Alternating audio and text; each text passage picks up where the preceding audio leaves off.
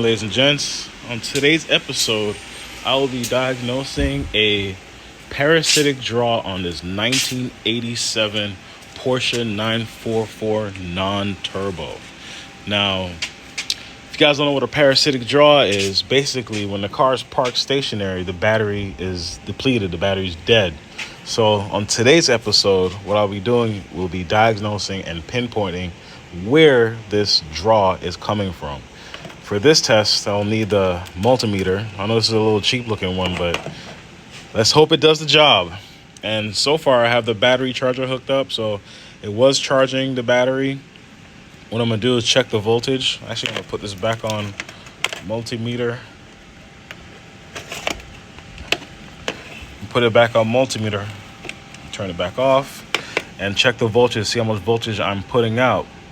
And you will see what I'm talking about. So again, what I mean by depleted or dead, basically when the car is parked, the battery is being drained from some power source or whatever. So I already have the fuse panel already taken apart. To quickly diagnose it, I'm gonna go ahead and test it and see where I could go from there. It's an awesome car. I always wanted one of these, but when I found out how much it costs to keep one running, I was like, hell no. Right, so I have the multimeter hooked up. It's 13.26 volts. I do still have the battery maintainer on it, or the battery charger hooked up. So once I unplug it, you'll get to see where the battery is reading. Usually when I unplug it, it'll show that the battery is should be around 12 volts, which is normal. A good battery should be 12.6 volts. All right, so right now I'm gonna unplug the battery. See how it's dropped down to 12.6? Wow, it's draining fast. Wow, too fast.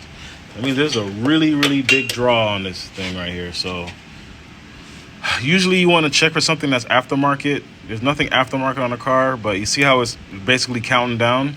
When it goes below 10, it's really, you're gonna need a jump start. If it goes by 9, this battery is completely toast. So let's see what I could get out of it though. But it's at 12.38. I'm gonna unplug the whole battery.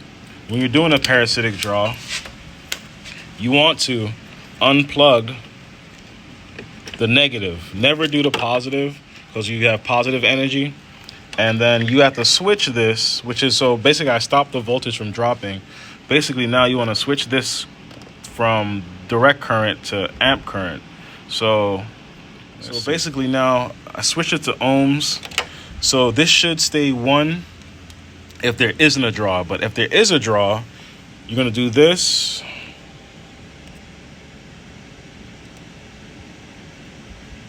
Nothing. This meter is really bad.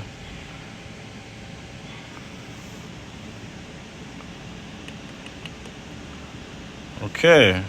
All right, so it turns out the multimeter I was using was pretty crappy. So I'm using now a fluke meter 23, which is very powerful. So as you see right now, it's 0, it's not touching anything. But the moment I hit here, it should tell me that I have 0.05 of draw. So what I'm gonna do is leave this hooked up and start pulling the fuses from this fuse box right here. Once I pull the fuses and it goes back to 0 like this, or back to 0 like this, then that will be determined that whichever fuse that I pull will be the draw from the vehicle.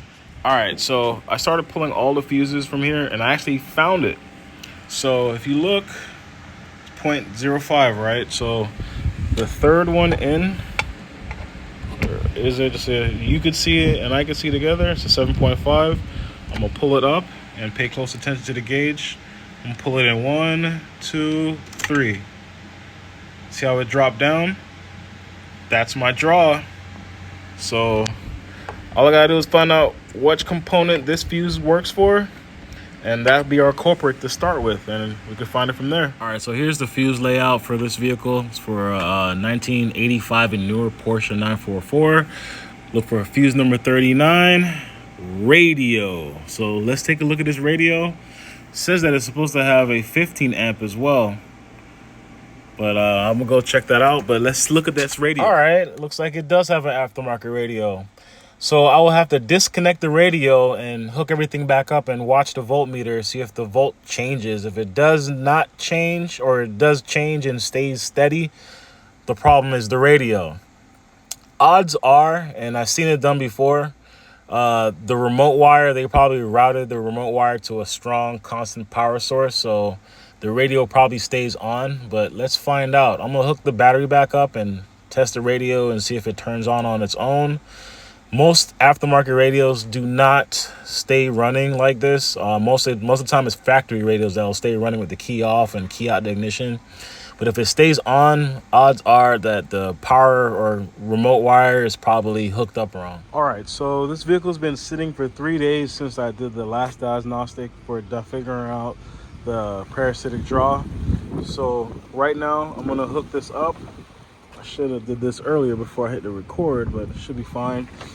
As long as I have 12 volts, I will be fine. I mean, it's a job well done. Again, you saw from the last video, this vehicle the vehicle came in here for a parasitic draw.